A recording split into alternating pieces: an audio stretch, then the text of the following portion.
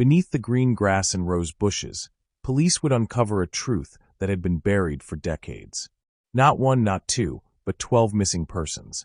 A graveyard hidden in plain sight. Now, Chloe and Mark are trapped in a nightmare, caught between a town that wants its secrets to stay buried and a past that is screaming to be heard. They are about to learn that the most dangerous monsters aren't found in the shadows. They are the ones who smile and shake your hand. This is the story of the house on Elm Street. This is the story of the foundations of silence.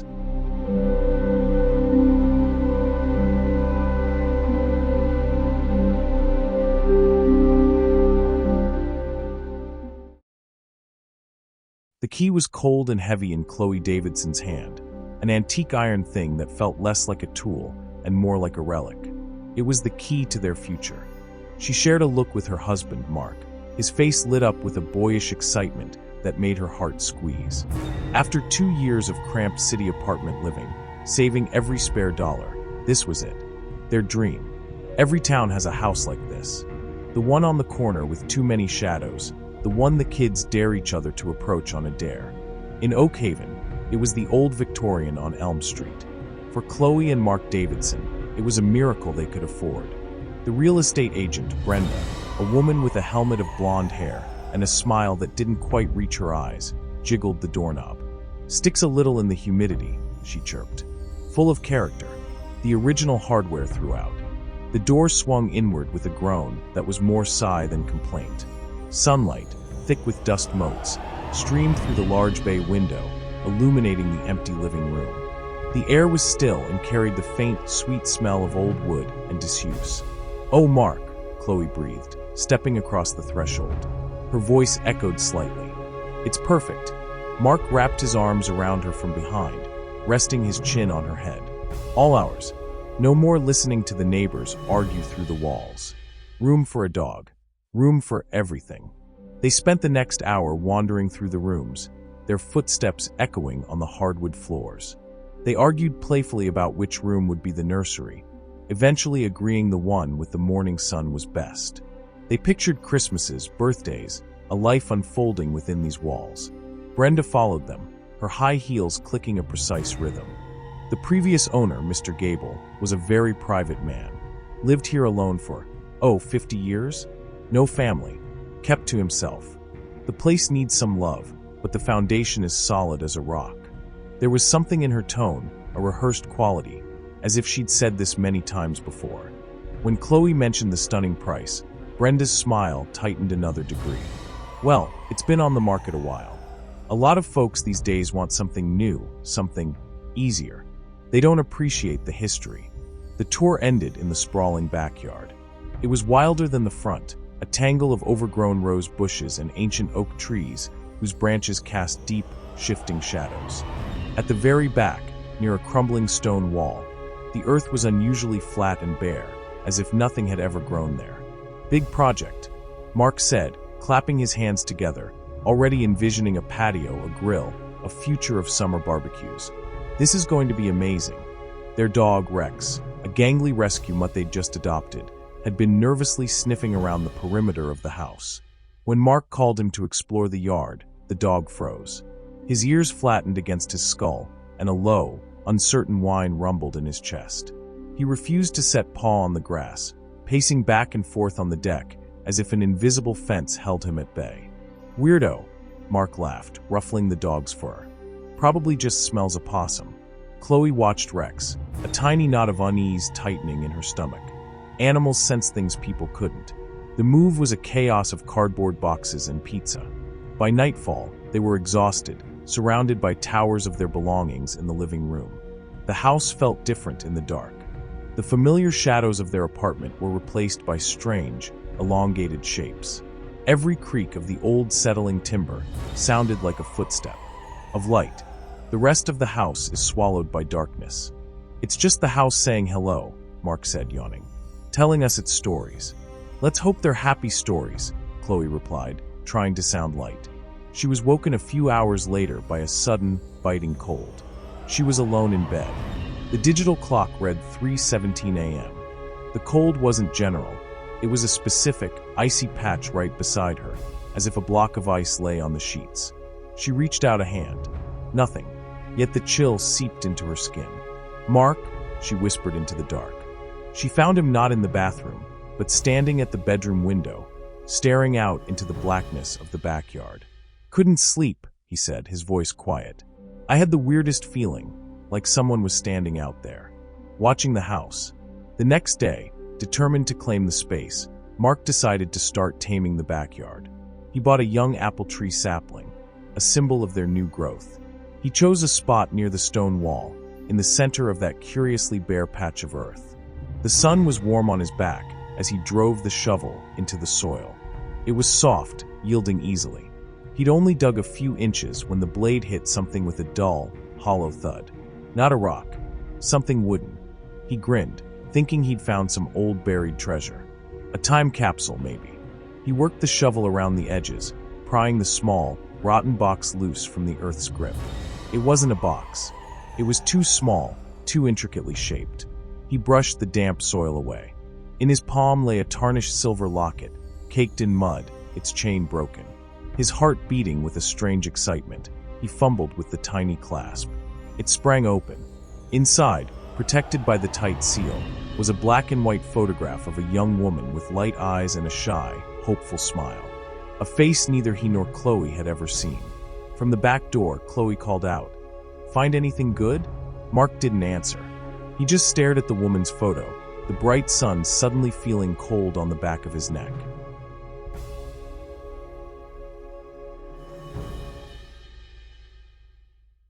The locket felt unnaturally heavy in Mark's hand, a cold, metallic secret pulled from the warm earth. The woman in the photograph smiled her timeless, unknowing smile, her eyes seeming to hold a question Mark couldn't possibly answer. "What is it?" Chloe asked, walking across the lawn towards him. Rex trailed behind her, still hesitant, his nose twitching at the air around the freshly dug hole. Mark held it out on his palm. It was right there, not even a foot down. Chloe picked it up gently, using the edge of her shirt to wipe away the clinging soil. Her fingers traced the intricate scrollwork on the tarnished silver. "It's beautiful," she whispered, her voice soft with a historian's reverence for the past. Then she opened it. Her breath caught. Who is she? They spent the rest of the afternoon inside, the locket sitting on their makeshift cardboard box coffee table like an uninvited guest.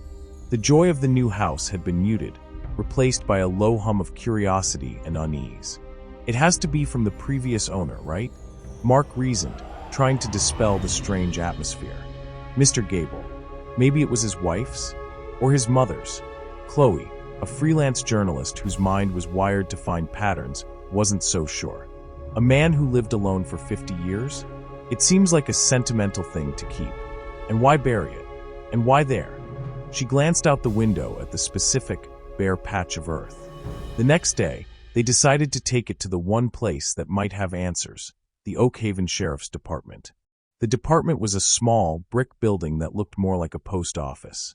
Sheriff Ed Murphy was a large man with a weary face and a handshake that was firm but brief. He listened to their story with a patient, almost bored expression, turning the locket over in his big hands. "Probably just something the old fellow lost years ago," he said, his voice a low rumble. Arthur Gable was a bit eccentric. Did a lot of digging out there. Composting, gardening. That whole yard's probably full of bits and bobs. "But the photo," Chloe pressed. "Shouldn't we try to find out who she is? What if she's a missing person?" Sheriff Murphy offered a thin, placating smile. "Miss Davidson, we get a lot of history around here. Foleys find old buttons from the Civil War in their fields. It doesn't mean a battle was fought in their cornfield. My advice? Enjoy your new home. Put it in a drawer. It's a conversation piece, not a case file."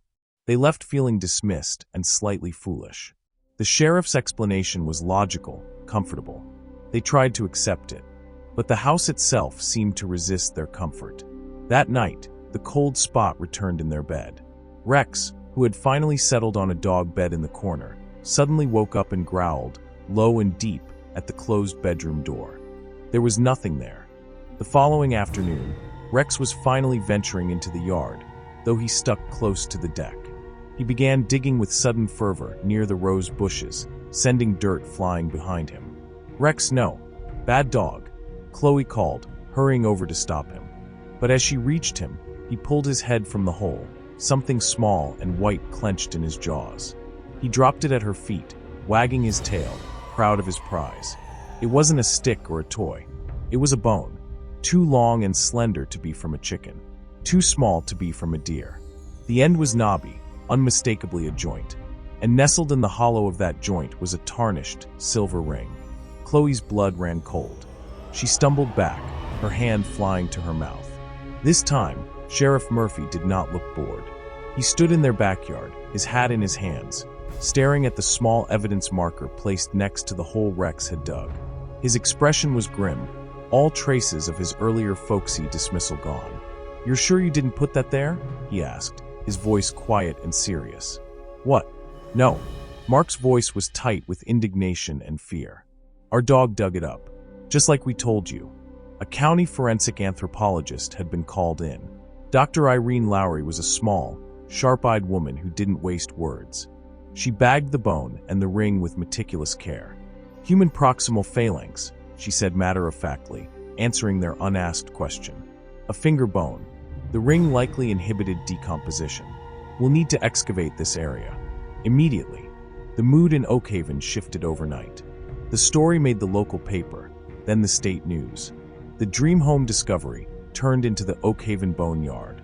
Satellite trucks parked on their quiet street.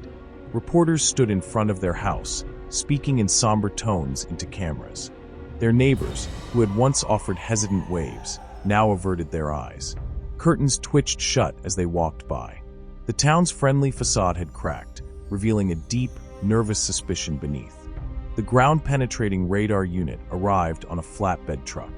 The operator, a young man who looked too serious for his age, methodically pushed the device back and forth over the bare patch of earth and beyond, his eyes glued to the screen. Chloe and Mark watched from the deck, holding hands, their knuckles white. Rex whined at their feet. The operator's face, previously a mask of concentration, slowly drained of color. He stopped, looked back at the sheriff and Dr. Lowry, and waved them over. He pointed at the screen, his finger tracing lines they couldn't see from a distance. Dr. Lowry's hand went to her mouth. Sheriff Murphy's shoulders slumped, as if under a sudden immense weight. Mark couldn't stand it anymore. He walked over, Chloe right behind him. "What? What is it?" The operator turned the screen toward them. It wasn't a random scattering of anomalies. It was a grid, neat, orderly, and horrifying. Dozens of oblong shadows were arranged in rows, some shallow, some deep, buried in the earth beneath their rose bushes, their lawn, their future. Dr. Lowry looked at them, her professional composure shattered, her eyes wide with a kind of professional horror. "It's not just one," she said, her voice barely a whisper. "It's a field."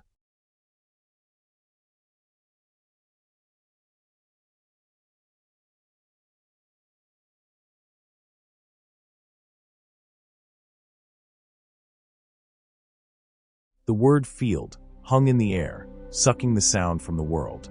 The cheerful chirping of birds, the distant hum of a lawnmower, it all vanished, replaced by a high-pitched ringing in Chloe's ears. She stared at the radar screen, her mind refusing to process the neat, geometric horror displayed there. This wasn't a random act of violence. It was a catalog, a harvest. The following days were a nightmare of controlled chaos. Their beautiful, quiet yard was transformed into a forensic dig site. Yellow tape cordoned off their property. A large white evidence tent was erected over the bare patch of earth, glowing like a sinister lantern all through the night. The constant beep of machinery and the low murmur of the forensic team became the new soundtrack of their lives. A home is a sanctuary. It is a place of safety, of memories in the making. For Chloe and Mark Davidson, that illusion had been violently stripped away. Their sanctuary was a crypt. Their soil was a secret keeper. And the entire world was watching. The media frenzy was relentless. They were no longer the young couple who bought the dream house. They were the grave house couple. Their stunned faces splashed across tabloids and news channels. They stopped answering the door and drew every curtain, living like prisoners in their own home. But while Mark sank into a numb despair, Chloe's journalistic instincts ignited. The shock curdled into a fierce, burning need to understand. These weren't just bones. They were people, and someone had to speak for them. She set up a makeshift office in a small, sunlit room that was supposed to be her writing nook. Her computer screen now glowed with databases of missing persons, archived local newsreels, and digitized microfiche from the Oakhaven Gazette dating back 50 years. She started cross-referencing dates, locations, patterns. The victims, Dr. Lowry estimated, had been buried over a span of 3 decades. Chloe looked for anyone, male or female, who had vanished from Oakhaven or the surrounding counties within that time frame. The list was tragically long, but a pattern began to emerge. It wasn't random. May 12, 1985. Ellen Cressmore, 22, vanished after the Oakhaven Spring Festival. October 31st, 1991. Michael Haverford, 19, last seen leaving the town's Halloween parade. July 4th, 1998. Lisa Tran, 25, disappeared after the Independence Day fireworks display over the lake. Every single one vanished after a town event, a public celebration, a place where a missing person wouldn't be noticed until it was too late. She felt a cold certainty settle in her gut. The killer hadn't hunted in the shadows. He had hunted in the crowd. He was a part of the community, invisible in plain sight. Her search led her to a specific archive, the town's annual picnic, a tradition that had run for decades. She scrolled through scanned photographs of smiling families, children playing sack races, tables laden with food. And then she found it, the 1988 picnic. Her blood went cold. There, in the background of a shot focused on a pie-eating contest, was a familiar face. It was the young woman from the locket. She was laughing, holding a paper plate, and standing next to her, his hand placed paternally on her shoulder, was a man in his robust 40s, smiling warmly for the camera. The caption read, "Town Mayor Richard Sutton enjoys a moment with attendee Emily Pryor." Emily Pryor. She had a name. She had been real. And she had been reported missing 3 days after that photo was taken. But it was the man beside her that made Chloe's breath catch in her throat. Mayor Richard Sutton. The same Mayor Sutton who still held office. The same man who had welcomed them to town with a handshake and a speech about Oakhaven's strong, safe community. The town's beloved patriarch. He wasn't just in the photo. In another picture from that day, he was serving lemonade. In another, he was awarding a blue ribbon. He was everywhere, the center of the community, the perfect place to watch, to select, to charm. A sudden, loud crack from outside made her jump. She rushed to the window. A forensic tech had accidentally stepped on a loose floorboard on the deck. It was nothing, but the sound had shaken something loose in her memory. The real estate agent, Brenda. Her tight smile. Her words. The previous owner, Mr. Gable. He was the mayor's younger brother. The pieces, monstrous and unbelievable, slammed together in her mind. The mayor. His brother's land. The perfect, hidden disposal site. The killer wasn't a lone monster lurking in the woods. He was the man who ran the town. The name echoed in the silent room. Mayor Richard Sutton. The face from the cheerful newspaper clipping now seemed to leer from Chloe's laptop screen, his paternal smile curdling into something sinister. The kindly old mayor who had cut the ribbon at the library fundraiser, the genial presence at every town event. Was he a predator who had used his own community as a hunting ground? She couldn't go to Sheriff Murphy. Not yet. His dismissive attitude about the locket now felt less like small-town pragmatism and more like willful ignorance. If the mayor was involved, how high did the complicity go? Was the sheriff's first instinct to protect the town's reputation or its secrets? The change in the town's atmosphere was palpable. A deep, frozen silence had descended over Oakhaven. The satellite news trucks were still there, but the reporters stood in hushed groups, their dramatic live shots replaced by a somber, confused energy. The story had stopped being a sensational national mystery and had become a local cancer. Some secrets are too awful to be spoken aloud. They are buried not in the earth, but in the soul of a place. Oakhaven had begun its collective retreat into a familiar, terrified silence. Where neighbors had once averted their eyes, they now actively crossed the street to avoid the Davidsons. The friendly clerk at the general store became abruptly busy when Chloe entered. They were no longer just pariahs. They were carriers of a plague no one wanted to catch. The final blow came on a Tuesday evening. Mark was trying to fix a loose step on the front porch, a normal task in a world that was no longer normal. The sound of his hammer was the only noise on the quiet street. Crash. The living room window exploded inward in a shower of glass. Chloe screamed from the kitchen. Rex erupted into a frenzy of barking, scrambling against the newly broken glass.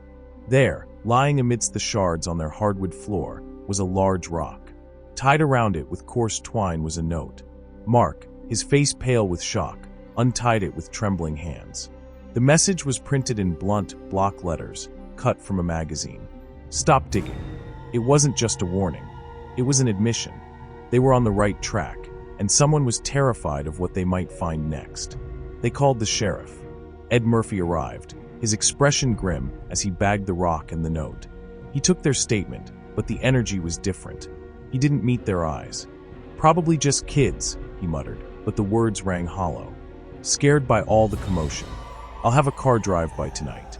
He left quickly, as if the air in their house was toxic. Later that night, a different visitor came. Chloe was rinsing dishes, her nerves still jangling from the rock, when she saw a figure standing at the edge of their property, half hidden in the shadows of an oak tree. Not a reporter, an old man in a worn-out fishing hat. He gestured cautiously for her to come outside. Her heart hammered, but something in his posture, a slumped, weary fear, made her step onto the back deck. Name's Walter, he said, his voice a dry rasp. He was a former deputy, long retired. His eyes were perpetually squinted, as if still looking into a bad glare. I knew Arthur Gable, and I know his brother. He didn't want to come inside. What he had to say, he said quickly, looking over his shoulder into the dark. Arthur wasn't a bad man, just weak. Followed his big brother everywhere. Did whatever Richard said. When Richard became mayor, Arthur became his groundskeeper. Walter spat the word like it was poison. The sheriff back then, old Bill McCready, he was told to leave well enough alone. Some things, he said, were better left buried for the good of the town. The good of the town, Chloe whispered, horrified. The perception of the town, Walter corrected her, his eyes sharp. A scandal like that? It would have killed Oakhaven. So they made it go away. They buried it. Right here. He looked past her, at the glowing evidence tent. You poking around in the past, you're stirring up a hornet's nest that a lot of powerful people thought was long dead. You need to be careful. The past has a long reach. Before she could ask another question, he melted back into the shadows, leaving her alone on the deck with a new, even more profound terror. The conspiracy wasn't just the mayor. It was historical. It involved law enforcement. It was a sickness that had been allowed to fester for decades under the banner of the greater good. The next morning, desperate for any thread to pull, Mark decided to finally tackle the basement. If the answers were buried outside, maybe the motive was buried inside. He needed to do something to reclaim some sense of agency. The basement was a damp, low-ceilinged space cluttered with the detritus of Arthur Gable's life. Old paint cans, jars of nails, a broken-down lawnmower. In the farthest, darkest corner, behind a stack of mildewed newspapers, he found a section of wall that felt hollow. His heart pounding, he used a crowbar to pry away the cheap wooden paneling. Behind it was not a trophy case of horrors, but a simple, rusty metal lockbox. He carried it upstairs to the kitchen table. Inside, there were no Polaroids of victims, no gruesome souvenirs. Instead, it was filled with mundane, meticulously kept ledgers. Gardening ledgers. But as Chloe started reading, the mundane became monstrous. The entries were dates and expenses, going back 30 years. April 15, 1989, lime 50 pounds, soil 100 pounds. July 3, 1995, seed 5 pounds, fertilizer. October 22, 2001, new fencing posts. Digging tools. The dates corresponded, within weeks, to the disappearances of Emily Pryor, Michael Haverford, Lisa Tran, and others. It was a log of landscaping supplies, but it was written in the same logbook as a gardener would use to track the enrichment of soil for a new planting. The last entry was dated the week Arthur Gable died. The handwriting, once sharp and precise, was now a shaky, spidery scrawl. The garden is full. My work is done. He will have to find another caretaker. Chloe stared at the words, her blood turning to ice. She had seen this handwriting before. It was distinct, elegant, even in its decay. She knew exactly where. She ran to the town hall's public archives, to the display case celebrating Mayor Sutton's decades of service. There, under glass, was a proclamation he had written in his own hand in the 1990s, praising the town's spirit. The handwriting was a perfect, elegant match. The mayor hadn't just provided the victims. He had kept the records. He had managed the grotesque business of his brother's gardening. They had to tell someone. They had to go back to Walter, the retired deputy. He would have to listen now. They drove to his small, neat house on the edge of town. The front door was slightly ajar. "Walter," Mark called, pushing it open. The house was silent. Too silent. They found him in his living room, slumped in his armchair. An empty cup of coffee sat on the table beside him. A second cup sat across from him. His eyes were open, staring at nothing. On the floor beside his chair, as if it had slipped from his fingers, was a local newspaper. A circle was drawn in red ink around a headline about the excavation. Beneath it, written in the same red ink, were two words: "I'm sorry." It was made to look like a suicide, a guilty old man, overcome by the weight of the past. But the two coffee cups told the real story. Someone had been sitting with him. Someone had helped him remember his duty to the town's silence. Permanently, the two coffee cups sat on Walter's side table like an accusation. One full, cold, and untouched. The other, empty, with a faint lipstick stain that wasn't Walter's. The retired deputy's sightless eyes stared toward the door, as if watching his killer leave. The handwritten note, "I'm sorry," felt less like an apology and more like a signature. Sheriff Murphy arrived, his face ashen. This time, there were no platitudes about kids playing pranks. The weight of the past was crashing down, and it had claimed its first contemporary victim. The official line would be suicide, a guilty conscience. But everyone in that quiet, tense room knew it was a message. A warning written in blood to anyone else who might consider breaking the town's vow of silence. Walter's death was a stone dropped into the stagnant pond of Oakhaven. The ripples spread outwards, touching everyone. Fear, once a subtle undertone, was now the main current. The Davidsons weren't just uncovering bones. They were unraveling a legacy of death, and the guardians of that legacy were willing to kill to keep it wrapped tight. Back at the house on Elm Street, the forensic lights still glowed, turning night into a sickly artificial day. The constant, low-grade hum of generators and the murmur of the investigation team had become the soundtrack of their lives. Mark felt a desperate, clawing need to act, to fight back against the invisible walls closing in on them. He needed to reclaim a piece of his house, his sanity. He decided to finally renovate the basement. If he couldn't control the horror in his yard, he could at least organize the chaos in his cellar. The basement was a tomb of neglect. It smelled of damp earth and decay, a scent that now made his stomach clench. He began ruthlessly clearing out Arthur Gable's junk, broken tools, mildewed cardboard boxes, stacks of yellowed newspapers. In the farthest corner, behind a rusted water heater and a pile of rotten burlap sacks, his crowbar caught on a loose piece of the wood-paneled wall. It gave way with a splintering crack, revealing a dark, narrow space behind it. His heart hammered, not with excitement, but with a dull dread. What fresh nightmare was hidden here? He reached into the darkness, his fingers brushing against cold, smooth metal. He pulled out a heavy, rusted lockbox. It wasn't hidden with care. It was shoved away, forgotten, like everything else in Arthur Gable's life. He carried it up to the kitchen table, where Chloe sat staring blankly at the drawn curtains. The click of the latch breaking open was abnormally loud in the tense silence. Inside, they didn't find what they feared. There were no Polaroids of victims, no gruesome trophies. Instead, the box was filled with ledgers. Dozens of them, their covers stained with water and time. Chloe picked up the top one.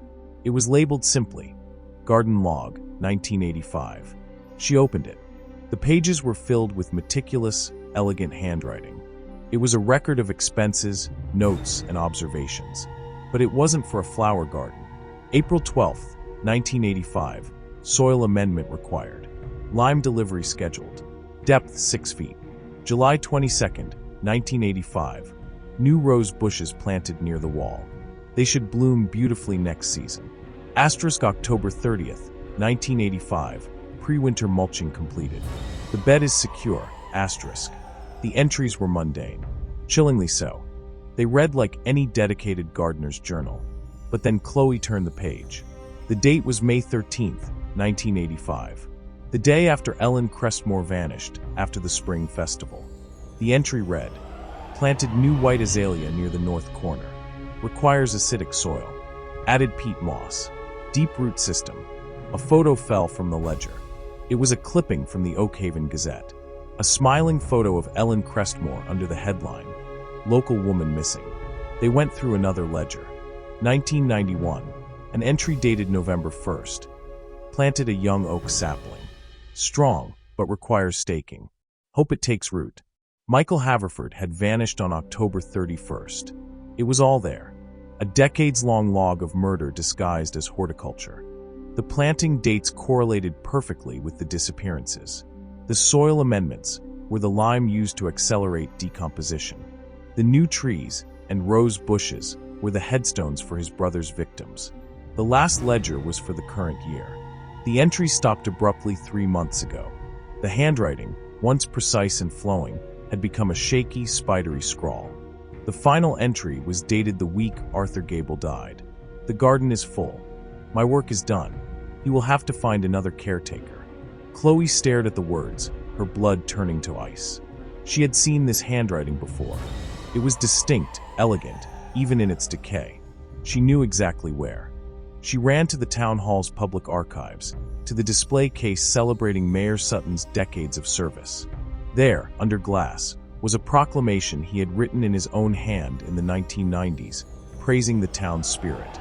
The handwriting was a perfect, elegant match. The mayor hadn't just provided the victims. He had kept the records. He had managed the grotesque business of his brother's gardening. He wasn't just a benefactor, he was the architect. The ledger wasn't just Arthur's confession. It was the mayor's, written in his own hand. The air in the town hall was still and thick with the smell of old paper and polish. Chloe's heart hammered against her ribs, a frantic drumbeat of terror and triumph. She stood before the display case, her reflection a pale ghost over the glass. Beneath it, encased like a holy relic, was the key to the nightmare. It was a proclamation from 1992, celebrating Oakhaven's bicentennial. The script was flowing, confident, and unmistakable. The looping YS, the sharp, precise TS, the arrogant slant of the letters. It was a hand used to signing its name with authority. She pulled the photocopy of Arthur Gable's final ledger entry from her pocket. The garden is full. My work is done. You will have to find another caretaker. She held it up against the glass. It was a perfect match. The shaky, desperate scrawl of the dying man was a corrupted echo of the elegant script in the case, but the DNA of the handwriting was identical. The same person had written both. Some truths are too monstrous to hold in your hands. For Chloe Davidson, holding that truth felt like holding a live wire. It wasn't just evidence, it was a revelation that shattered the world. The friendly face that had welcomed them to town was a mask. The man who spoke of community had spent a lifetime cultivating a garden of death. Mayor Richard Sutton wasn't just protecting a secret. He was the secret.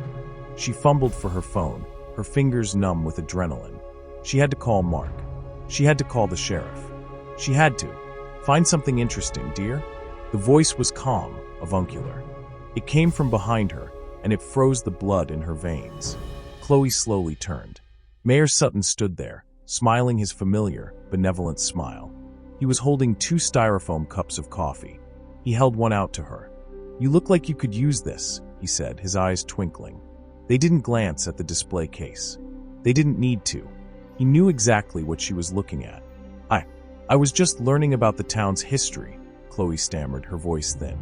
"Oh, it's a rich history," he said, taking a slow step into the room. The door side shut behind him, full of colorful characters. My brother, Arthur, God rest his soul, was one of them. A very dedicated man. He loved that property, took such pride in the grounds. He took another step. His smile never wavered, but his eyes had hardened. They were no longer twinkling. They were assessing, calculating. Some people, They don't understand that kind of dedication. They see passion and call it obsession. They see a man tending his garden and they imagine all sorts of ugly things. Chloe's phone was still in her hand. She subtly tried to wake the screen, to dial Mark. The mayor's hand shot out, not fast, but with an implacable firmness. He closed his fingers over hers and the phone. His skin was dry and cool. "I don't think you'll be needing that," he said softly. The folksy pretense was gone. His voice was low, cold steel. "You've been digging enough for one day, don't you think?" He plucked the phone from her paralyzed grip and slipped it into his pocket. "The problem with digging," he continued, as if lecturing a slow student, "is that you never know what you'll turn up. And sometimes you turn up things that should have been left to rest. Things that, if disturbed, can hurt a great many people." "They were people," Chloe whispered, her voice trembling with a fury that overpowered her fear. "They weren't things. Emily Pryor, Michael Haverford, Lisa Tran. They had names." For a fraction of a second, a flicker of annoyance crossed his face. The mask slipped, revealing the cold, empty space beneath. "Sentimentality. That's always been the weakness of your generation. You can't see the forest for the trees. This town, my town, is the forest. It provides, it protects. Sometimes, for the greater good, a few blighted branches must be pruned." He said it with the calm certainty of a man who had never, for 1 second, doubted his own righteousness. "Walter understood that," the mayor said, his tone becoming conversational again, as if discussing the weather. "He knew some secrets are the mortar that holds a community together. It's a shame he lost his nerve at the end." Chloe's breath caught. He was admitting it. He was confessing to murder right in front of her. He saw the understanding in her eyes and smiled, a thin, cruel curve of his lips. "Oh, don't look so surprised. We're just talking. A philosophical discussion about the burdens of leadership. Who would believe you? The hysterical woman from the grave house, accusing the town's beloved mayor of, what, exactly? A chat over coffee." He was right. Without her phone, without evidence, it was her word against his. And in Oakhaven, his word was law. "Now," he said, his voice dropping to a whisper that was more threatening than any shout, "I think it's time for you to go home. Focus on your future. Stop raking through the past. This is your only warning. The next one won't be delivered with words." He stepped aside and gestured toward the door, a perfect picture of polite dismissal. Chloe walked out on shaking legs. She didn't look back. She could feel his eyes on her all the way down the hall, a predator watching his prey flee. She didn't stop until she was back inside her house, until Mark locked the door behind her. She told him everything, the words tumbling out in a frantic, terrified rush. They were alone. They had the truth, but it was a truth that could get them killed. The sheriff couldn't be trusted. The town was a wall of silence, and the man who owned the town knew they were coming for him. The lock on the front door felt flimsy, a trivial thing against the threat Mayor Sutton had so calmly delivered. The house, once their sanctuary, felt like a glass box under a magnifying lens. Every creak was an intruder. Every set of headlights sweeping through the window was his car, returning to finish what he started. Paranoia is the mind's poison. For Chloe and Mark Davidson, it was now their daily bread. They had looked into the abyss, and the abyss had smiled back with the familiar, friendly face of their mayor. Trust was a luxury they could no longer afford. Mark paced the living room, a caged animal. "We can't just sit here. He took your phone. He threatened you. That's not philosophical discussion. That's witness intimidation. We have to go to the state police. Bypass Murphy completely." "And say what?" Chloe's voice was hollow. She sat on the floor, her back against the couch, arms wrapped around her knees. "That the mayor gave me a coffee and a metaphor about pruning? He's right. Without proof, we sound insane. With a traumatized couple from the grave house. He's Richard Sutton. Who are they going to believe?" Their argument was cut short by a loud, authoritative knock on the door. They froze. Rex let out a low growl. The knock came again, harder this time. "Sheriff's Department. Open up, please." It was Sheriff Murphy's voice, but it sounded different. Tired. Resigned. Mark looked through the peephole. Murphy stood alone on their porch, his hat in his hands. He looked like a man who hadn't slept in a week. Cautiously, Mark opened the door. Murphy didn't try to enter. He just stood there, his eyes on the worn floorboards of the porch. "I owe you an apology," he said, the words seeming to cost him great effort. "About the rock. About a lot of things." He finally looked up, his gaze moving from Mark to Chloe. "Walter was a good man. He wasn't suicidal. And I've been a coward. I was taught to keep the peace. But there's a difference between peace and silence. I've been enforcing silence." He took a deep breath, as if stepping off a very high ledge. "My predecessor, Bill McCready," he gave the order. "Leave the Suttons to their business." He said the mayor had everything under control, that he was handling a delicate situation for the good of Oakhaven. We thought it was about money. Embezzlement, maybe. Something we could look the other way on. We never imagined this. He gestured weakly toward the backyard, where the forensic tent still glowed. "The mayor?" Chloe asked, her voice barely a whisper. Murphy nodded, a single, grim dip of his head. "And his brother. Arthur did the work. Richard managed the business." The sheriff couldn't bring himself to say the words. Burying the bodies. Covering it up. The conspiracy was no longer a ghost story. It was a confession, spoken aloud on a porch in the fading afternoon light. The wall of silence had finally developed a crack, and a tired, ashamed sheriff was standing in it. "I can't prove what he said to you, Chloe," Murphy continued. "It's your word against his. And I can't touch him for Walter. It's too clean." He looked at them, a desperate plea in his eyes. "But if you have something, anything concrete, something that ties him directly to those bodies, I'll serve the warrant myself." Chloe and Mark looked at each other. The ledger, the mayor's handwriting, it was all they had. They brought the metal box out to the porch. Chloe opened it to the final, damning page and held it next to the photo on her phone of the proclamation in the town hall. Murphy's face went pale. He didn't need a handwriting expert. The match was undeniable. The mayor's elegant script detailing town festivities was the same hand that had logged the burial of victims in a coded ledger of horror. "My God," he breathed. The last of his resistance crumbled. The truth was no longer deniable. It took an hour to secure the warrant. Murphy made the call to a judge in the next county, one who wouldn't be swayed by Oakhaven politics. The sun was beginning to set, painting the sky in bloody oranges and purples, as 3 cruisers pulled up silently in front of Mayor Sutton's grand colonial-style home. It was a house that represented generations of respectability and power. Sheriff Murphy led the approach, his back straighter than it had been in years.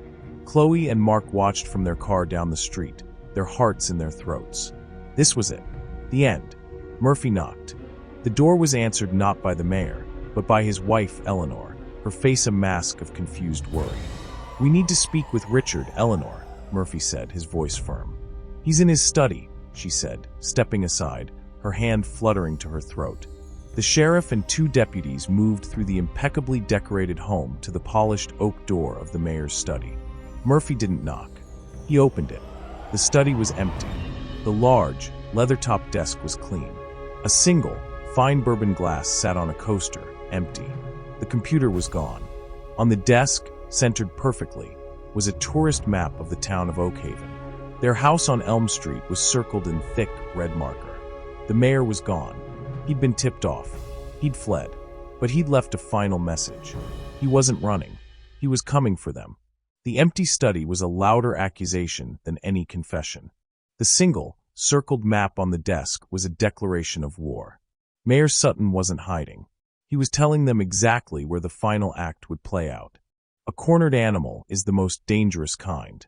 And Richard Sutton was more than cornered. His entire life's work, his legacy, his town, was being dug up and exposed for the rot it was. He wasn't running to escape. He was moving to protect his investment. Sheriff Murphy's radio crackled to life. "Unit 2 to base. The mayor's garage is empty. His car is gone." Another voice chimed in. No sign of him at the town hall or the golf course. A cold certainty settled over Chloe. "He's already there," she said, her voice surprisingly steady. "He's at our house."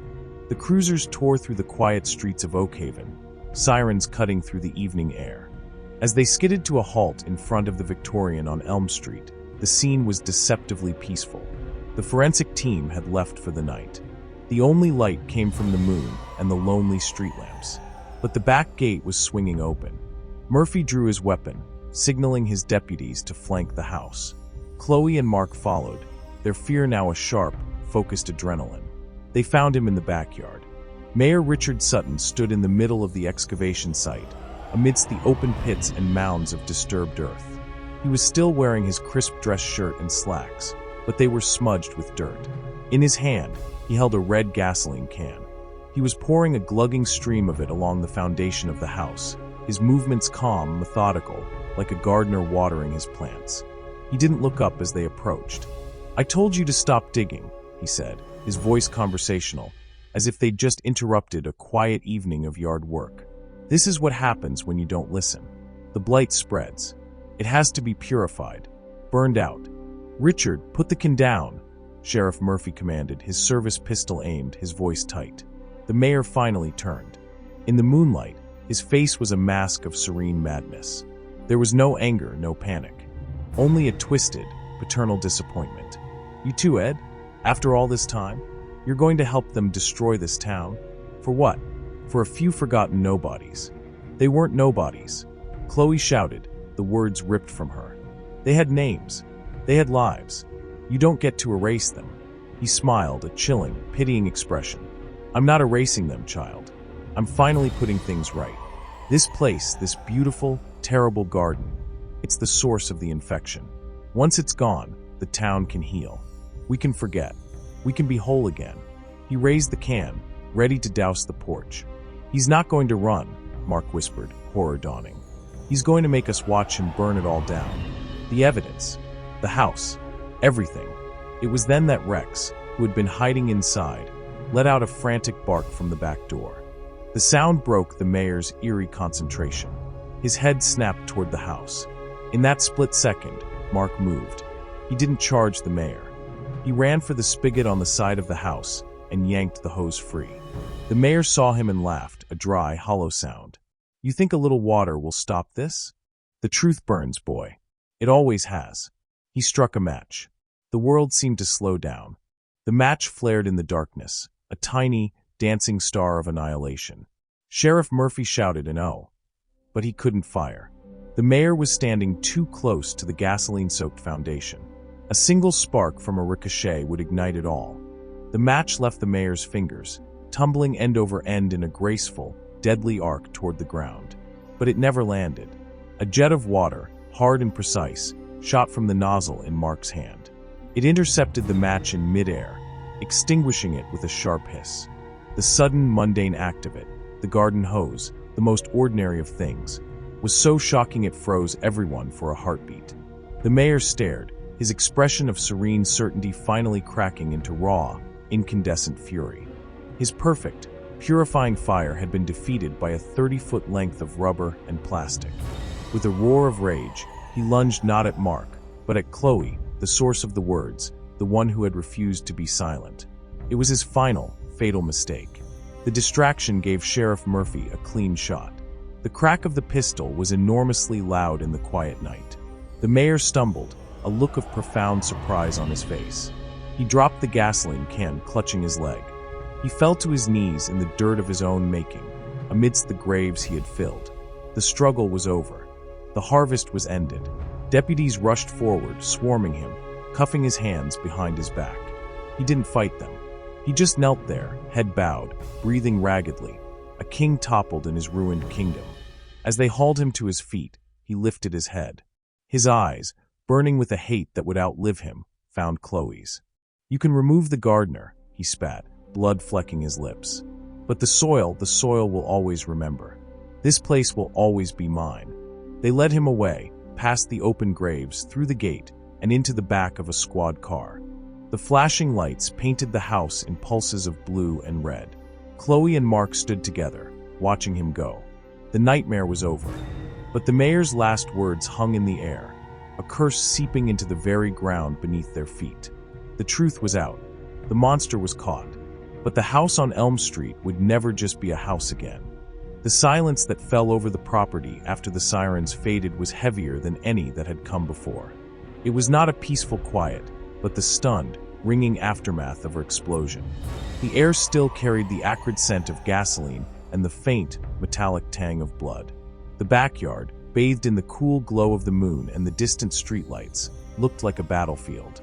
Sheriff Murphy's deputies had taped off the area anew, but the energy was different.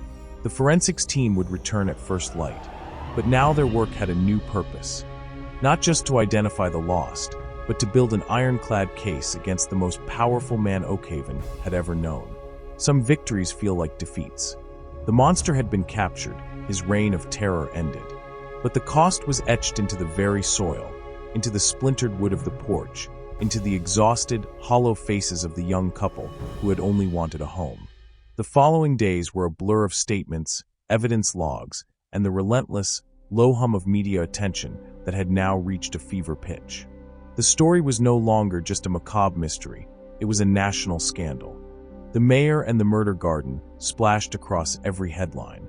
Mayor Richard Sutton, from a hospital bed and then a jail cell, maintained his chilling, paternal demeanor.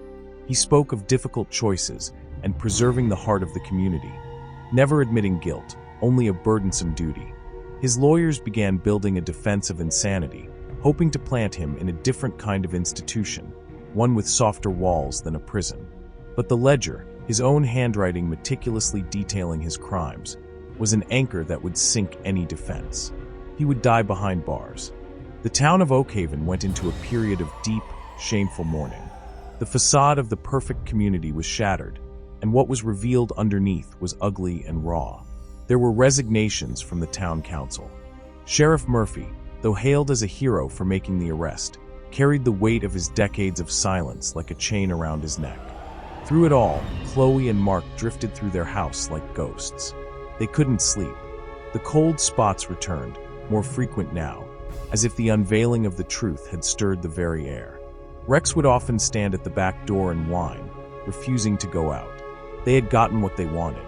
Justice was being served, but they were left with the vessel that had held the horror. Their dream home was a monument to a nightmare. One afternoon, a woman arrived at their door. She was in her 60s, with kind eyes and a tremulous smile. She introduced herself as Sarah Pryor, Emily's sister. I needed to see it, she said, her voice thick with emotion. For 40 years, I didn't know. I thought she'd just run away. To finally know, to finally have a place to bring flowers. She broke down then, and Chloe held her on the front steps as she wept. She was the first of many. Relatives of the other victims found their way to Elm Street. They didn't come with anger. They came with photos and stories and a grief that was now, finally, allowed to have a destination. They stood by the excavation site, now covered with a respectful tarpaulin, and spoke the names of their loved ones into the air, reclaiming them from the mayor's cruel anonymity.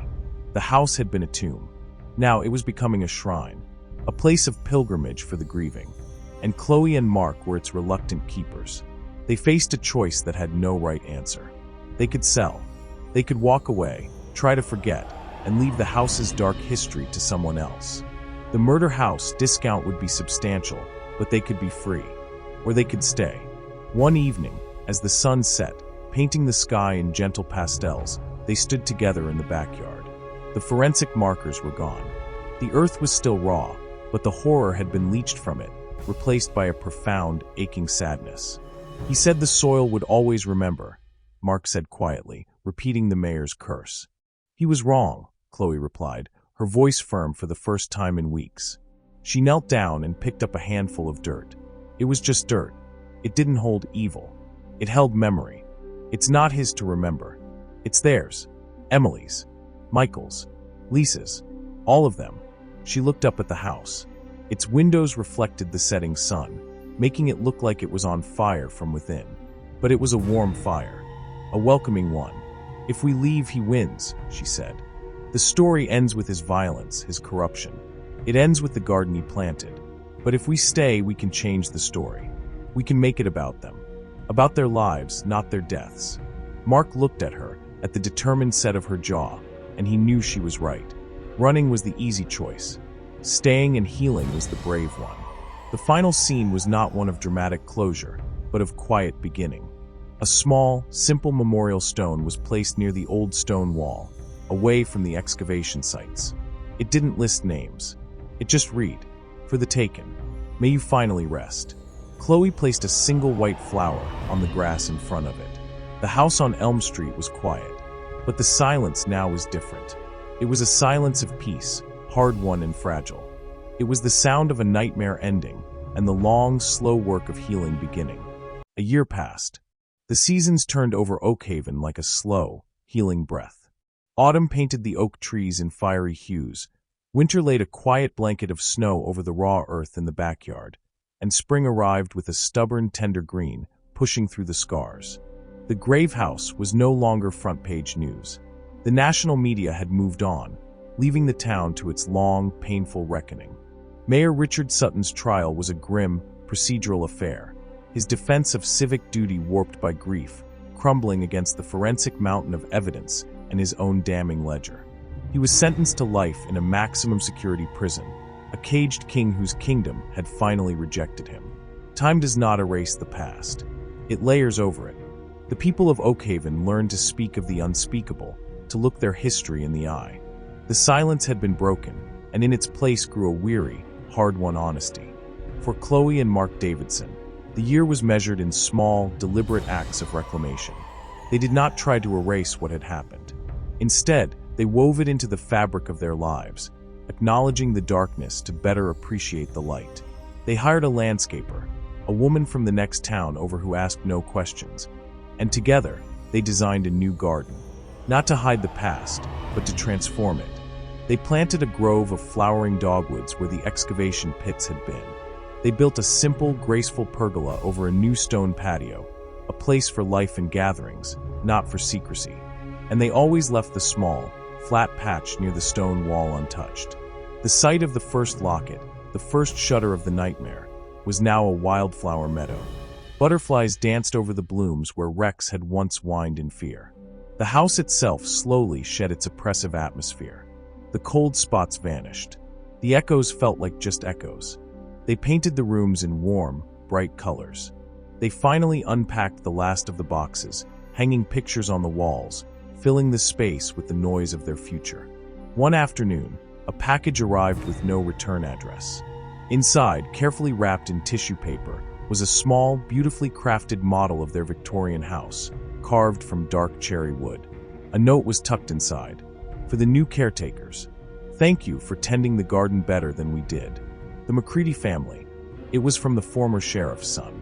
The apology was unspoken but deeply felt. It was one of many small gestures that had begun to trickle in from townspeople.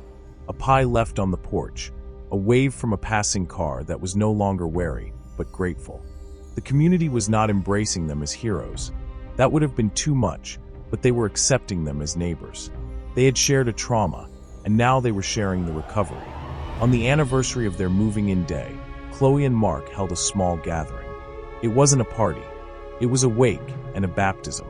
A few brave neighbors came, along with Sarah Pryor and 2 other relatives of the victims. They stood in the new garden, under the pergola, and shared stories, funny, sad, loving memories of the people who had been taken.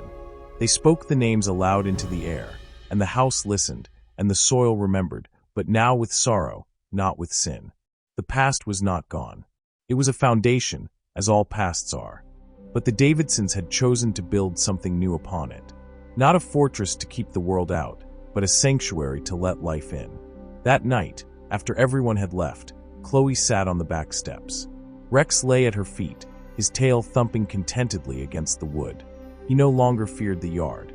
Mark joined her, handing her a mug of tea. They looked out at their garden. The solar lights along the path glowed softly, illuminating the flowers and the memorial stone. "It's a good house," Mark said quietly, slipping an arm A. Chloe leaned her head on his shoulder. "It is now." She was 3 months pregnant. They had found out a week ago. The doctor's confirmation had initially sent a spike of fear through them. Bringing a child into this house? But the fear had quickly settled into a fierce, protective determination. Their child would not grow up in the shadow of the Garden of Death. They would grow up in the light of the Garden of Remembrance.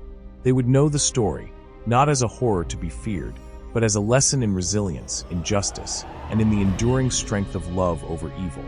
The house on Elm Street was no longer defined by the secrets buried beneath it. It was defined by the life growing within its walls. The foundation of silence had been broken, and in its place, they had built a foundation of hope.